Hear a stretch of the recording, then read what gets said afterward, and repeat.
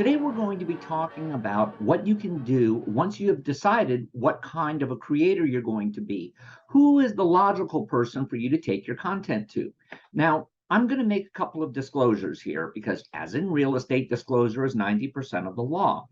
I'm going to make the number one assumption is that most of you who might be watching this are people who are rather new to the entertainment business or are trying to switch from one career in the industry to another.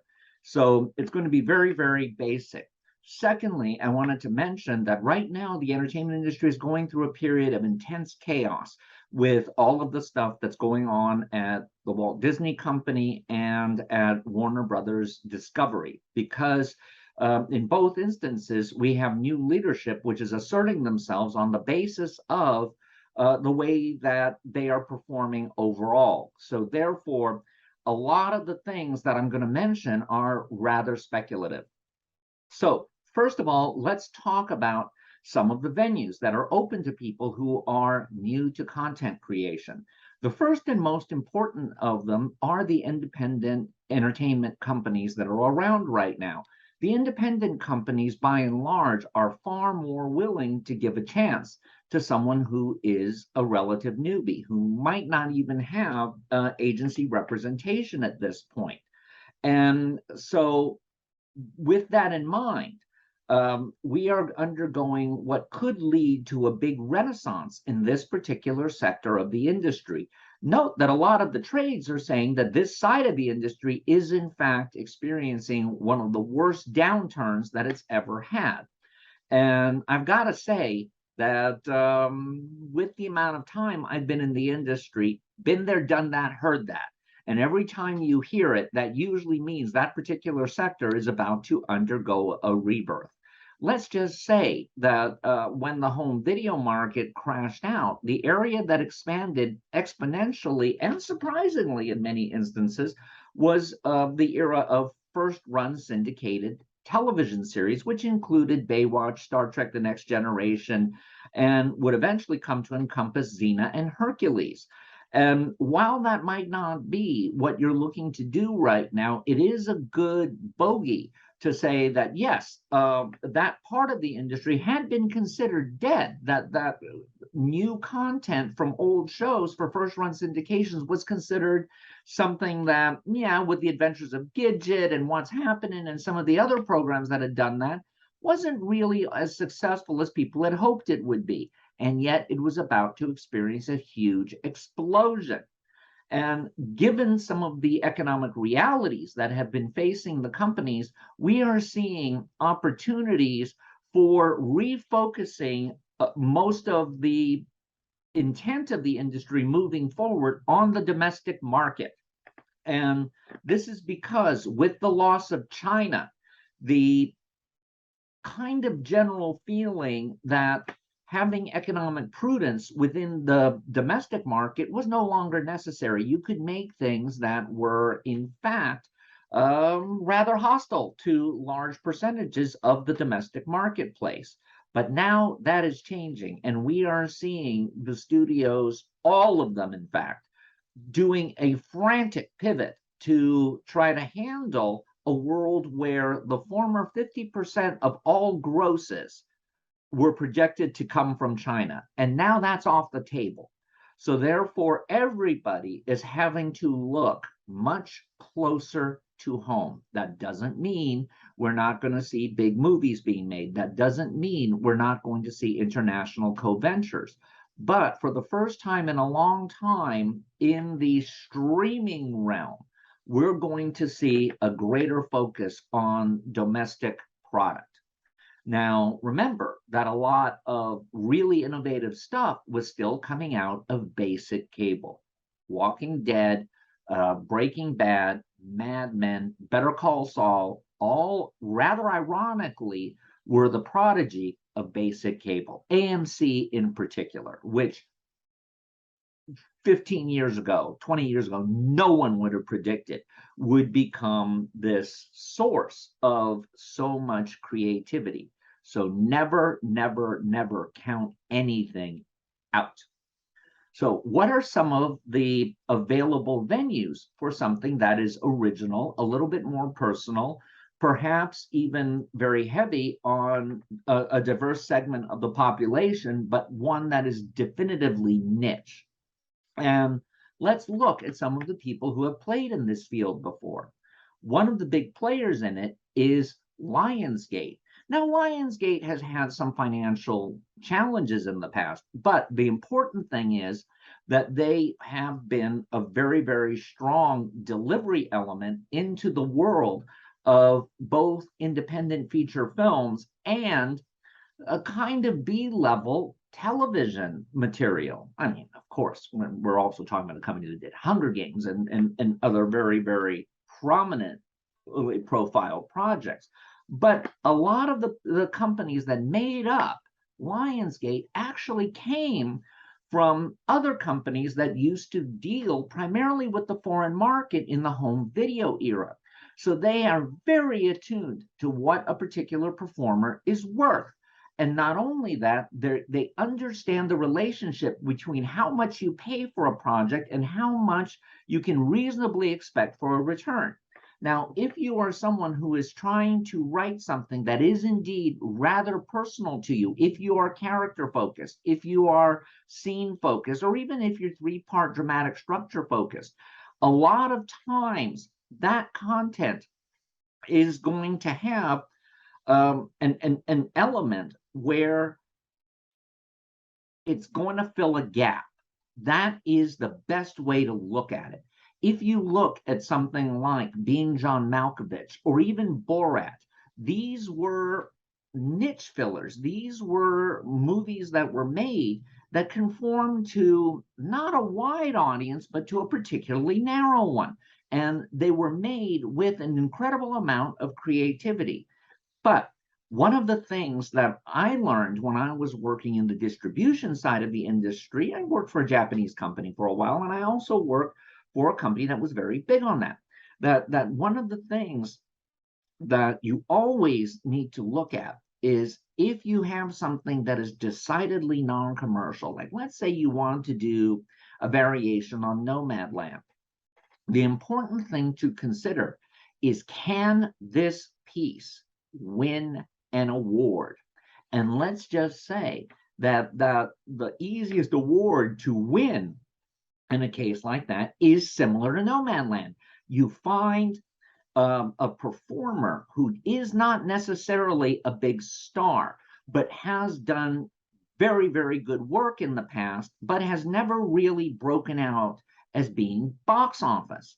And in the 80s, there was a huge renaissance of this when, in fact, you had a ton of movies that were made for relatively low budgets that promised the performer an opportunity to give a performance that at least at the very least could be possible for achieving an award nomination.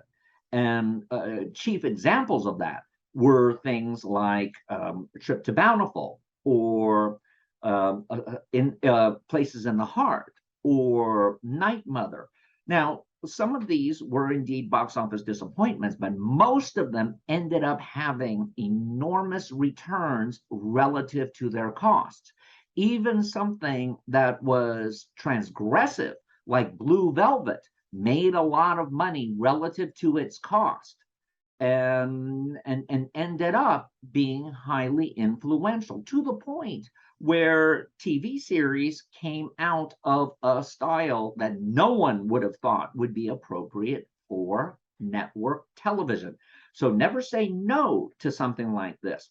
So and every single project that I have seen come in from my students that has had some kind of a very personal edge to it, I'm always looking at it. And when I'm giving my feedback to the student, I'm trying to position it with how it can appeal to that market.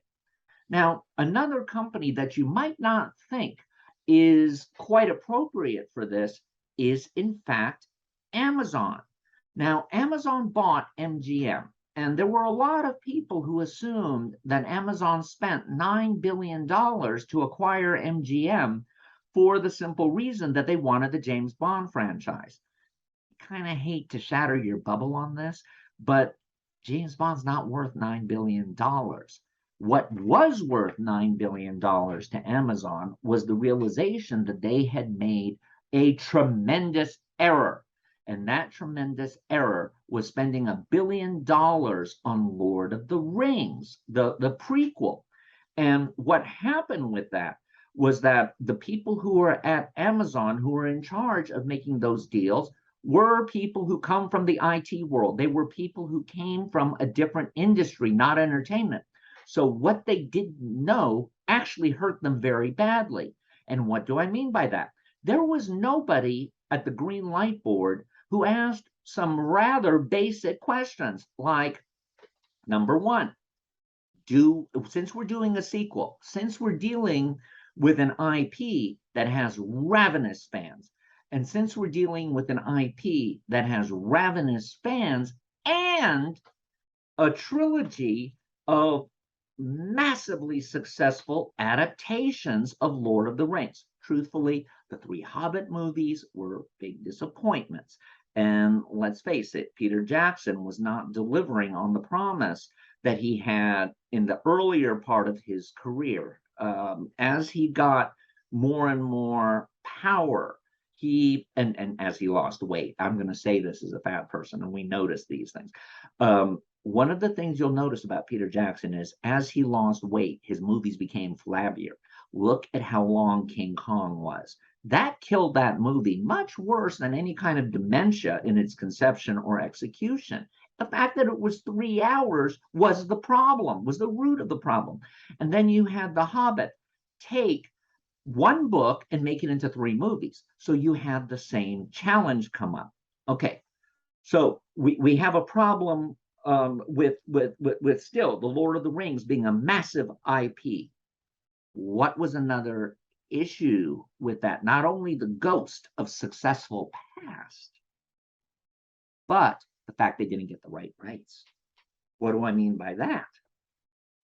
When they got the rights to Lord of the Rings, and remember, they're going to do a faithful prequel, they didn't get the rights to Silmarillion. They didn't get the rights to other works of Tolkien that might have been helpful with this. They only got the Lord of the Rings and the Hobbit books, and of course the attached appendices. What does that mean in terms of the prequels that they're doing for $1 billion overall investment if they finish them all? Note that's a big if at this stage in the game. What that means is that yes, you can base a lot of stuff from the indexes and the attachments to Lord of the Rings, but you are now proscribed from taking anything that was not part of the Lord of the Rings book. Therefore, every single word, every single comma in the Silmarillion is off limits. So that means you're going to have a bunch of Tolkien scholars on staff just to make sure you don't inadvertently pull something that you cannot touch. Second issue, the showrunners they pick. These guys I'm not going to comment on how good they are, but they were inappropriate. Why are they inappropriate? They had not had a long history of doing this type of IP. They did not have anything that suggested they could control this level of content. And people might say, well, Peter Jackson didn't have that either when he got Lord of the Rings. Yes, but Peter Jackson had made movies in New Zealand. He knew how to do it cheaper because he'd done these special effects movies there. So part of his pitch, I think he already had the rights. So part of his pitch was not only did he have the rights, but he also knew how to do it economically. He had a financial plan that people bought. So these guys don't have that. And then, of course, we started getting the pushback. Admittedly, a lot of it is internet and Twitter BS. But it did indicate that the showrunners and whatever their staff is wasn't necessarily that well acquainted with the previous films, and more importantly, with the underlying IP to the level they need it to be when you're doing something that is attracting a lot of fans. Therefore, The reason Amazon bought MGM is they did not want this to happen again. MGM, for all of its problems, and let's face it, it's had nothing but problems since 1960. So it's been in trouble much longer than it's actually been fully solvent. As a filmmaking entity, the name is still golden. It's still a name that people recognize, whether that's because of the hotels. Who cares? The fact is, the MGM name is still strong and is a good brand. It's a Tiffany brand. But the people who are there now have been able to survive largely on being able to understand the correlation between something that cost X amount of dollars. And no matter where it fits in a package, when MGM is selling blocks of movies to people like a Netflix or these other units, or to traditional cable and international outlets, they know what something is worth. What is the biggest problem with Amazon's original movies right now? They are almost without exception budgeted incorrectly, often with an emphasis on spending too much. Secondarily, not knowing how to do the promotion for it properly. And in the process of doing that, you end up with something like the remake of Suspiria, which doesn't please anyone. Okay, it pleased some crazy fans, but it certainly wasn't worth the money they put into it. That was a $50 million debacle. So yeah, it might have gotten some good critical response. Yes, it was another opportunity to see Tilda Swinton do what she does. But by the same token, it burned down a title. It made that title now not one that would open the door to other franchises. There were other problems. I think it was 2.5 hours. Completely irresponsible runtime for a horror movie. Yeah, I know there's a longer horror, but they're the exception, not the rule. And certainly that was not the right runtime for that.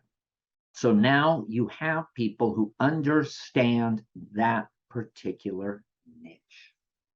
So this is a good thing.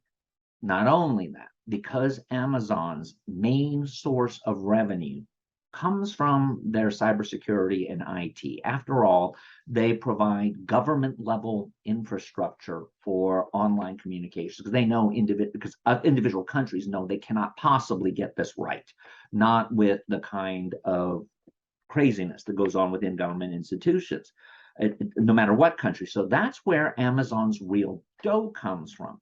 So this is still something that they're playing with, but knowing that they want a big return ultimately. So they are going to be looking to find fire in the bottle. That's the bottom line. And what does fire in the bottle mean? It means you catch someone at the very beginning of their career when they are still living in the land of potential. We're not really doing that as an industry right now. Instead, we're relying on packaging of names that are becoming increasingly older. And we desperately need new male and female leads who are age appropriate for the next generation of moviegoers. Meaning, I'm sorry, as successful as Top Gun Maverick has been, let's face it, you've got grandpa playing the lead. And someone who's 18 to 24 years old, where you are at that age where you're either going to become a regular moviegoer or you're not, you need to have, as part of your steady diet, performers who are in your age group. And the most important performer is a star. And what defines a star as opposed to a good actor? A good actor can make a bad movie good. But what a star, or at least watchable, what a star does is they can take what is quite frankly a piece of you know what and make it golden. Now, when Tom Cruise and Julia Roberts were in their prime, they were stars. They could open bad movies and have them appear to be great. Let's face it, the original Top Gun's not that good. But the star personas in it really carry it in a big way.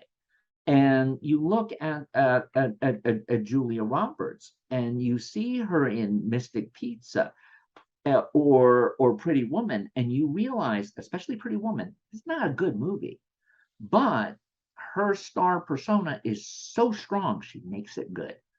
And you look at something like Taxi Driver. I know it's 50 years old, but Robert De Niro in that had a star persona. So we need that. Jennifer Lawrence isn't it. The Chris's aren't it. And not only that, they're getting older. So that gap is really serious. So Amazon knows that if they can build the next Steven Soderbergh, remember, I got a chance to see Steven Soderbergh when he was trying to do Sex, Lies, and Videotape under Musifilm, which was this little independent company that was run by Mike Kerr, who's built a big building at CSUN. Yeah, I used to work for him. Yeah, I also worked for his brother-in-law for a long time. Yeah, what is a long story. Anyway, when you can catch someone at that level, then you have something that will generate great movies for decades, and that's what can happen with this.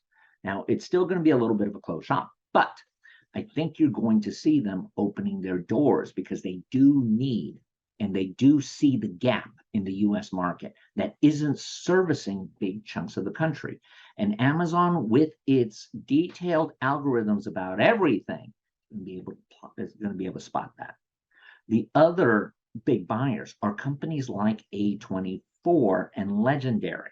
Now, admittedly, both of those companies, I believe, are in a little bit of financial kerfluffle right now, because especially with Legendary, they were able to release the Godzilla versus Kong and Dune, but I think they would have been a much better position if those movies were released a little bit closer to where we are today, because there wouldn't have been this idea that they should do a simultaneous drop on streaming and theatrical. And I think both movies, were they released 6 months 6 months later than they were, would have seen their box office numbers double. And because Legendary had an output deal with Warner Media that I don't know if it's been renewed. I rather think not, given how Zaslav is operating.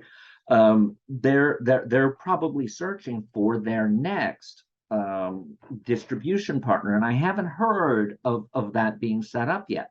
But they are definitely, because they have generated hits, in a position to leverage that position and be looking for more. But I'm going to bet they're going to be looking for at least some projects that can fill out their slate with lower budget material that can be a quick return. The other one, A24, was of course a darling in terms of being able to generate movies like Juno and all of that would return huge on a smaller investment. They got caught up in a little bit of the China frenzy, and I think they expanded more than that was probably safe. And it's not bad, but with the closing down of theatrical, a company like them is going to get hurt more than some of the bigger companies because they can't survive as well. This is the same problem with Lionsgate, by the way. So I think that they're going to be fine too, and they definitely deliver to that current version of the niche that would do a Nomadland or a project like that.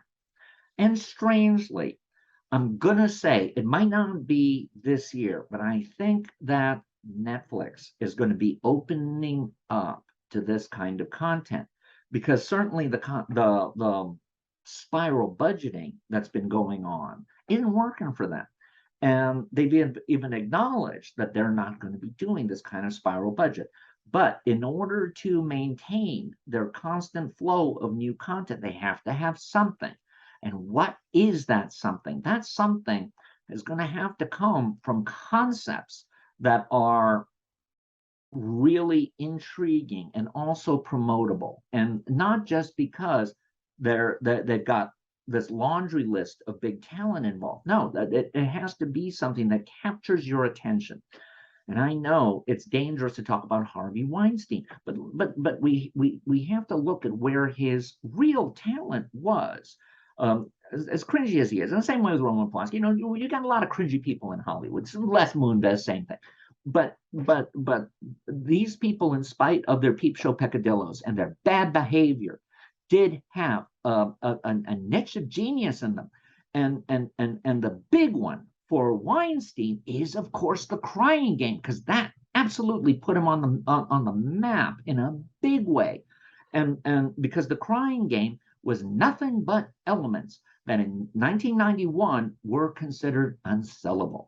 And yet, that little trick in the movie, that ability to look at a film and see that something that is exploitable was golden. And same with Delicatessen, same with him pushing Quentin Tarantino in his early career. So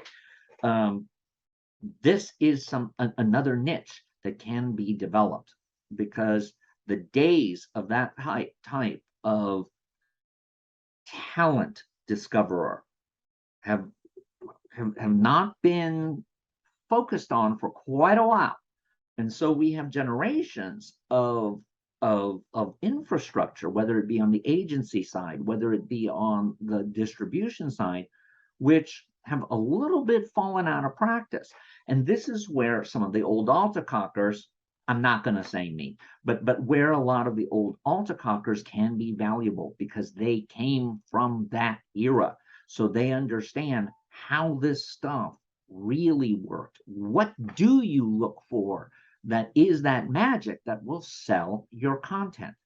And so I'm going to go back to a point I might have made in the past, but it's always, pedagogy is the mother, repetition is the mother of pedagogy. So the important thing about any project you are doing is, what is the magic in it? Please, when you are creating and looking for who is likely to want to purchase what you have created, is always ask yourself, what is my magic in here? What is that moment that will grab people by the throat and say, you must come and see me? And if you don't only come and see me, you will come and see me twice, 3 times. This is the key. If you know that, then you have the beginnings of your pitch. And once you have that, you're opening up a whole bunch of other doors. And you might ask, what about Sony? What about Paramount? What about Universal? All of these are still very much on a higher end. So if you are just coming in, you're going to kind of be closed doors for a bit.